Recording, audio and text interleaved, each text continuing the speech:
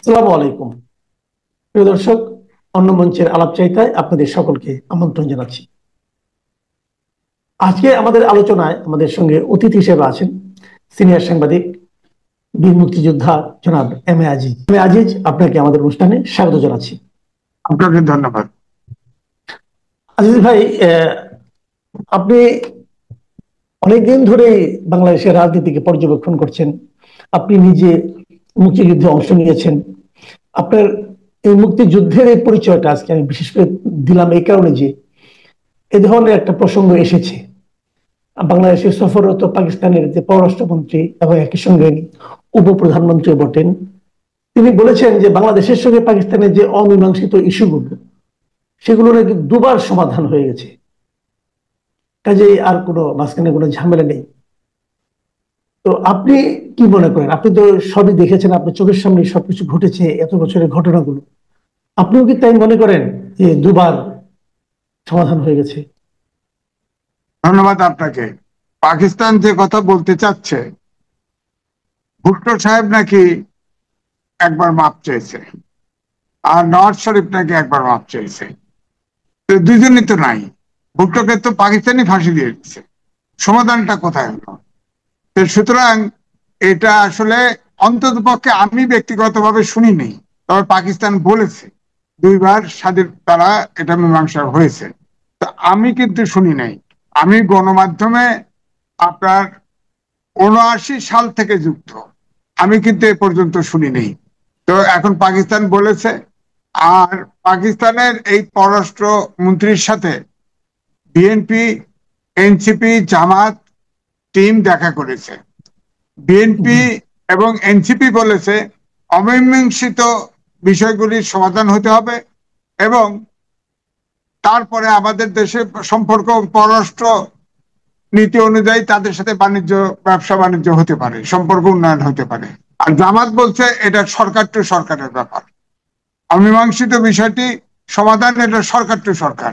দুইজনের এই এনসিপি এবং বিএনপি আর জামাতের কথার ভিতরে পার্থক্য আছে। অর্থাৎ সরকার এটা হয়তো ইনিশিয়েটিভ নেবে না বা সমাধান হবে না, কিন্তু এনসিপি কিন্তু বলেছে, বিএনপি বলেছে। তাহলে আপনি বলেন, আমি বলি যে দুইবার যে তারা বলে দুইবার এটা হয়েছে, দুইবার যদি করে থাকে আরেকবার মাপ চাক না। অমীমাংসিত বিষয় যদি সমাধান হয়ে থাকে সেটা ডকুমেন্ট কোথায় প্রকাশ করতে বলেন, সেগুলো দিতে বলেন, তাহলে তো হয়। দুইবার মাপ চাইছে, তার ভিডিও অডিও থাকলে পাস করেন, অথবা এগ্রিমেন্ট কিভাবে মাপ চাইছে এটা বলেন। আর কি মীমাংসা হয়েছে এটা তো নিশ্চয়ই মেমোরেন্ডাম আন্ডারস্ট্যান্ডিং, চুক্তি টুক্তি একটা কিছু স্বাক্ষর হয়েছে, কোথায় হয়েছে দেখান, তাহলে তো হয়। সেটা তো দেখাতে পারবে না। অর্থাৎ আমাদের দেশে জামাত যখন কখনোই ক্ষমা প্রার্থনা করে নাই, কারণ জামাতও কিন্তু পাকিস্তানের সহযোগিতা করেছে। পাকিস্তানের যে সেনাবাহিনী যে আমাদের দেশে হত্যাযজ্ঞ চালিয়েছে, ধ্বংসযজ্ঞ চালিয়েছে, তাতে জামাতের কেন্দ্রীয় কমিটি সিদ্ধান্ত নিয়ে পাকিস্তানি আর্মিকে সহযোগিতা করেছে। সুতরাং দায় জামাতেরও আছে। সুতরাং জামাতও মাপ চায় নাই, পাকিস্তানও মাপ চায় নাই। পাকিস্তানের কাছে আমাদের অনেক হিস্সা আছে, এই হিস্সা তো তাদের দিতে হবে। তাদের সাথে কতটুকু মাপ চাইবে, কতটুকু মাপ চাইবে না আমরা অন্তত জানি না। পাকিস্তান বলছে, আমার কথা হলো দুইবারই যদি মাপ চাই থাকে, তিনবার চাইলে সমস্যা, উনি মাপ চাক না। আরেকটা জিনিস আজিজ ভাই, আরেকটা জিনিস, মাপ চাওয়াটাই ইম্পর্টেন্ট। অমীমাংসিত ইস্যু তো মোটামুটি ওটা থেকে তিনটা। একটা হলো ক্ষমা চাওয়া, আরেকটা হলো যে অর্থনৈতিক ক্ষতিপূরণ দেওয়া, আর তৃতীয়টা হলো আমাদের এখানে আটকে থাকা পাকিস্তানিদের তাদের এখানে ফেরত নেওয়া। আমাদের এখানে যে আটকে থাকা পাকিস্তানি আছে, ওরা তো এখনো বাংলাদেশের নাগরিকত্ব নেয়নি। হ্যাঁ, তারা তো এটা ফেরত নিতে চেয়েছে। আপনার তিনটা চুক্তি, আমার হচ্ছে যে 20 লক্ষ মানুষ হত্যা করেছে, এদেশে অনেক ইনফ্রাস্ট্রাকচার ভেঙে দিয়েছে, এই গণহত্যার তার দায় নিতে হবে না? তারা যদি মাপ চায় তার মানে তারা দোষ করেছে। আমাদের সম্পদের হিসাব দিতে হবে, আমাদের গণহত্যারও তাদের জন্য দায় নিতে হবে। সেটার কি করবে সেটাও মীমাংসা হতে হবে। তো এটা সহজ না, অত সহজ না। আমি মুখ দিয়ে মাপ করে চাইলাম আর মাপ দিয়ে দিলাম, এত সহজ না। বিষয়টা এত সহজ না। মুক্তিযুদ্ধ করা হয়েছে, যতগুলো মুক্তিযুদ্ধ ছিল, যারা ফ্রিডম ফাইটার ছিল, তারা 1 সেকেন্ডের জন্য কল্পনা করে নাই সে বেঁচে থাকবে। যারা বেঁচে আছে তারা একদম আল্লাহর অশেষ মেহেরবানি বেঁচে আছে। কোনোদিন কোনো অবস্থাতেই চিন্তা করে নাই তারা বেঁচে থাকবে, বেঁচে আছে। যারা হত্যা করেছে, পাকিস্তানিরা জামাতের নেতা কর্মীদের সাহায্যে, রাজাকার আলবদরের সহযোগিতায় যে মেরেছে, হত্যা করেছে, আমাদের মা বোনের ইজ্জত লুণ্ঠন করেছে, অনেক সম্পদ, আমাদের বাণিজ্য শোষণ করেছে, নিপীড়ন করেছে, এগুলোর তো হিসাব হতে হবে। এটা অত সহজ ব্যাপার না যে আপনি মুখ দিয়ে মাপ চাইলেন আর মাপ চাইলেন যে আবার সম্পদের মীমাংসা হয়ে গেছে, সেটা ডকুমেন্ট দেখান, ডকুমেন্ট দেখান, চুক্তি দেখান। এটা তো মুখে করলে তো হবে না। আর ভুট্টো যে মাপ চাইছে, নেওয়ার শরীর যে মাপ চাইছে দুইবার, দুইবার সেটার অডিও দেখান, তারপরে সম্পদের হিসেবে আসেন। আচ্ছা, আরেকটা জিনিস, এই এই পররাষ্ট্রমন্ত্রী দেখলাম একটা প্রসঙ্গে বললেন যে আমাদেরকে হৃদয় পরিষ্কার করতে বললেন। এই বিষয়টা কি আপনি বুঝতে পেরেছেন? আমাদের হৃদয় কি অপরিষ্কার নাকি? না, হৃদয়, হৃদয় উনি কি, ওনার দেশে যে ভোলাটাইল অবস্থা, ওনার হৃদয় আছে কিনা আমি জানি না। তো তাহলে ইমরান খানকে জেলে পুঁতে রাখছে কেন? ইমরান খানের জেলে পুঁতে হৃদয় থাকলে ইমরান খান তো, তার তো সবকিছু বাতিল করে তাকে জেলে ঢুকায় রাখছে। এখন ওনাদের হৃদয় কি আবার কি এই যে যে দক্ষিণপন্থীদের উত্থান হচ্ছে, সেটা সেটা দিয়ে আবার আমাদেরকে হত্যা করবে, এরকম কোন পরিকল্পনা হৃদয়ে আছে কিনা? তাদের হৃদয়টা খোলসা করে কইতে হবে। আমরা 71-এ তাদের যে হৃদয়, সেই হৃদয়ের যে চরিত্র, সেটাই আমাদের কাছে বলবৎ আছে। নূতন করে হৃদয়ঙ্গম করার কিছু নাই আমাদের।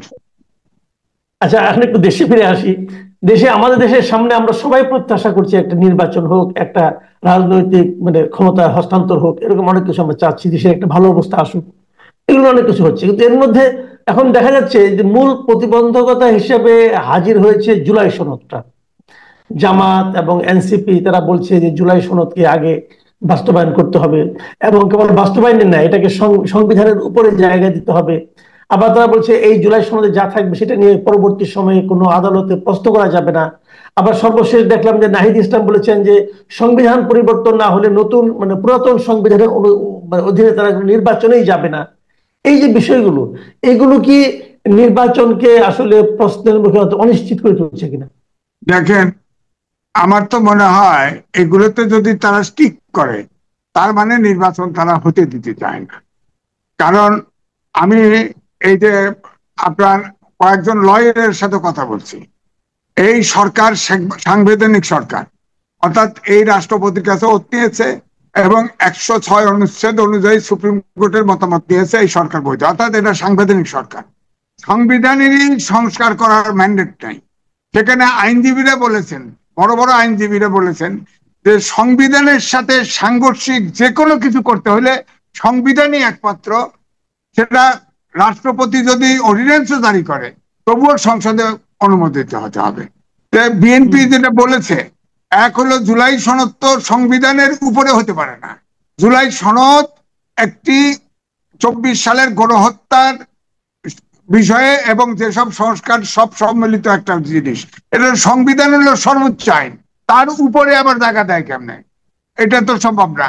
এই জন্য সাংবিধানিক যেসব সংস্কার হবে সেটা নূতন, বিএনপি বলেছে সেটা সংসদে পাশ হবে, আর যেটা সংবিধানের বাইরে থাকবে সেগুলো অর্ডিন্যান্স দেওয়া হোক আর যা করে হোক সেটা বাস্তবায়ন করা যাবে।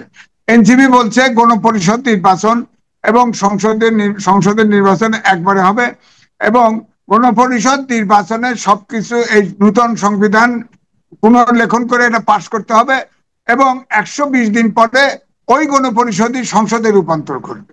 আর জামাত বলেছে প্রেসিডেন্টের অর্ডিন্যান্স অথবা গণভোট দিয়ে এটা বাস্তবায়ন। আমি আশ্চর্য হই যে এনসিপির চাই, জামাতের চাইতেও এনসিপি তো অনেক বেশি ম্যাচিউর।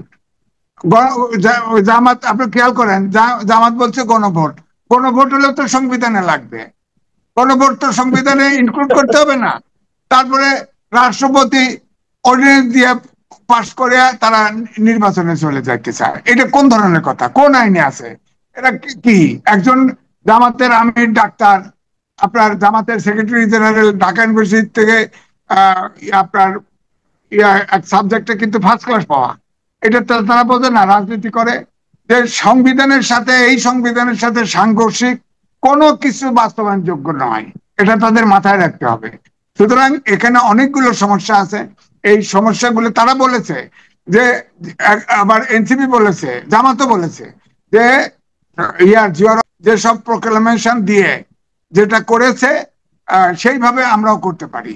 আপনি তো জিয়া রহমান তো তখন তো সংবিধান স্থগিত ছিল, সংবিধান তো ছিল না, মার্শাল নমিনেশন করেছে, ওটা পরে সংবিধানে অন্তর্ভুক্ত করেছে।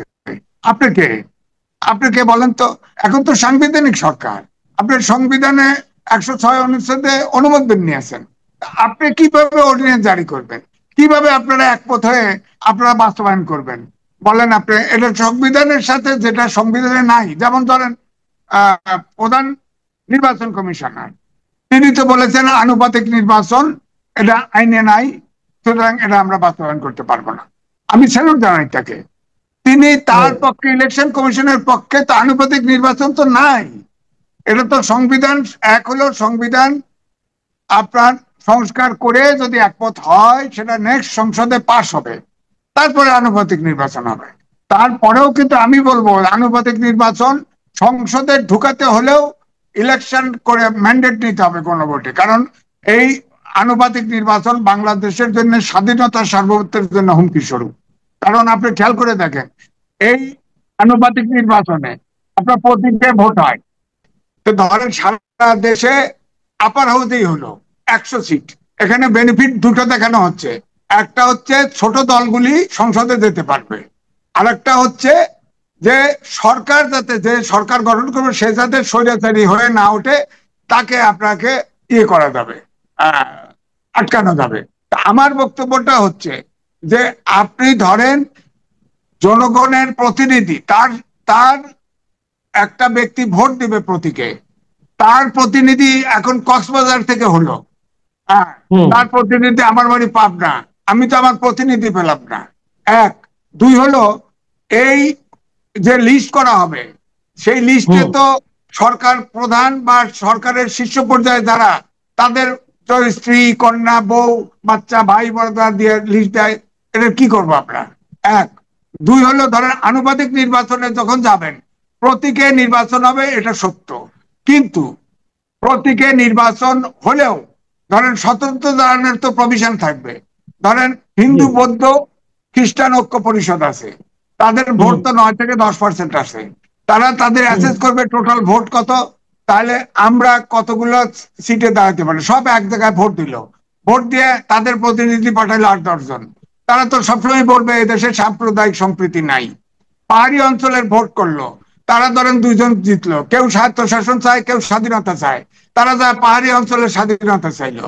এখানে সমকামী অর্গানাইজেশন আছে, সমকামীরা একটা প্রার্থী দিল, আপনার প্রার্থী দিল, রেজিস্টার প্রার্থী দিল, গার্মেন্ট সরকার পার্টি দিল, বিভিন্ন অর্গানাইজেশন প্রার্থী দিয়ে, এটা একটা মেসাকার অবস্থা, মেসাকার অবস্থা। যতক্ষণ পর্যন্ত উচ্চ মানের গণতন্ত্র দেশে প্রতিষ্ঠিত না হবে এবং দেশের রাজনৈতিক দলের ভিতরে গণতন্ত্র যতক্ষণ না আসবে এবং যতক্ষণ পর্যন্ত রাজনীতিবিদরা দেশপ্রেমিক, চূড়ান্ত প্রেমিক না হবে, রাজনৈতিক ইস্যুতে একমত হতে না পারে, এই যে এখন ঐক্যমত্য কমিশন এক হতে পারছে না, কিন্তু সাদা পাথর তোলার সময় তো ঠিকই এক আছে, সব পার্টি এক আছে, ওখানে এক আছে।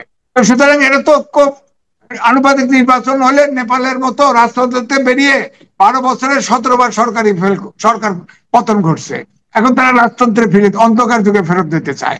আপনার ইসরায়েলে আপনার আনুপাতিক নির্বাচন, নেতানিয়াহু তার পার্টির নিখুঁত পার্টি 30% উপর ভোট পায় না, সবগুলো ইহুদি দল, আর 70% ঢোকে পার্লামেন্টে, গাজা খালি করো, মুসলমান নিধন করো, এই তো চলছে আমেরিকার সাহায্যে। সুতরাং আমাদের দেশে আনুপাতিক নির্বাচন হওয়ার মতো কালচারাল মান এবং গণতান্ত্রিক চর্চা এই দেশে নাই। সুতরাং আনুপাতিক নির্বাচন হলে আমার ধারণা এই দেশ তছনছ হয়ে যাবে, হিল ট্যাক্স আলাদা করে ফেলবে সময়ের হবে। আর এই আবার দেখেন, জাতিসংঘের এই সরকার জাতিসংঘের মানবাধিকার কমিশন কিন্তু অফিস করেছে, মানবাধিকার কমিশনের প্রধান একজন সমকামী, ওই সমকামীদের অ্যাসোসিয়েশন নাম হলেও সম্ভবত এখন, তারা যা ওখানে প্রোটেস্ট করবে, আবার সংসদেও তুলবে, এখানেও করবে, আমাদের সমকামী স্বাধীনতা নাই, এটা উন্মুক্ত করে দিতে হবে। বলেন আমাদের দেশে এই কালচারের সংস্কৃতিতে এটা চলে? তখন তো সমকামী জাতিসংঘ বলবো যে এই যে মানবাধিকার লঙ্ঘন করছে, সমকামীদের ইয়ে দেয় না, স্বাধীনতা দেয় না, তো এগুলো তো সমস্যা আছে। সুতরাং আমাদের দেশে আনুপাতিক নির্বাচন করার মতো পরিস্থিতি একদমই নাই। আমাদের দেশের স্বাধীনতা সার্বভৌমত্ব হুমকির স্বরূপ হবে। এরা শুধু, আপনি দেখেন জামাতের প্রেসিডেন্ট এবং সেক্রেটারি জেনারেল, এদের যে বাড়ি যেখানে, সেখানে কিন্তু তারা জিতবে না, কিন্তু আনুপাতিক নির্বাচন হলে তাদের নাম টপে থাকবে লিস্টে, তারা হয়তো হয়ে যাবে। এখানে ব্যক্তি ইন্টারেস্ট কাজ করতেছে, এখানে বুঝতে দেশের পেরেছি। ইন্টারেস্ট না, ব্যক্তি ইন্টারেস্ট কাজ করতেছে। আপনার কি ধারণা ফেব্রুয়ারিতে কি নির্বাচন হচ্ছে? তাহলে আপনার কি মনে হয় সব মিলিয়ে? আমার তো মনে হয় যে এইভাবে যেভাবে আপনার এনসিপি এবং জামাত যেভাবে স্টিক করতেছে, তারা তো হুম। অনেকটাই বলা যায় তারা সরকারে আছে, সরকারে আছে। তো তাহলে তো তাদের নির্বাচন পিছালে তো সমস্যা নাই, তারা তো সরকারি সব বেনিফিট পাচ্ছেই, এনজয় করছেই। সুতরাং হুম। নির্বাচনে তারা ঠিক করবে, এবং সম্ভবত নির্বাচন পিছিয়ে যাওয়ার সম্ভাবনা আমার কাছে অনুমান হয়। তবে এও বলি যে সরকার কিন্তু নির্বাচন দিতে সম্পূর্ণ আগ্রহী। তো সুতরাং আমি এই জায়গায় বলবো, নির্বাচন হতেও পারে ফেব্রুয়ারিতে, নাও হতে পারে। এই জায়গায় আমার অবস্থান। জি, অনেক ধন্যবাদ, অনেক ধন্যবাদ জনাব এম এ আজিজ। প্রিয় দর্শক, আপনারা শুনলেন পাকিস্তানের পররাষ্ট্রমন্ত্রীর বক্তব্য এবং আমাদের দেশে নির্বাচন পরিস্থিতি নিয়ে সিনিয়র সাংবাদিক জনাব এম এ আজিজের বিশ্লেষণ। আপনারা সবাই ভালো থাকবেন। এখন এই পর্যন্তই। আল্লাহ হাফিজ।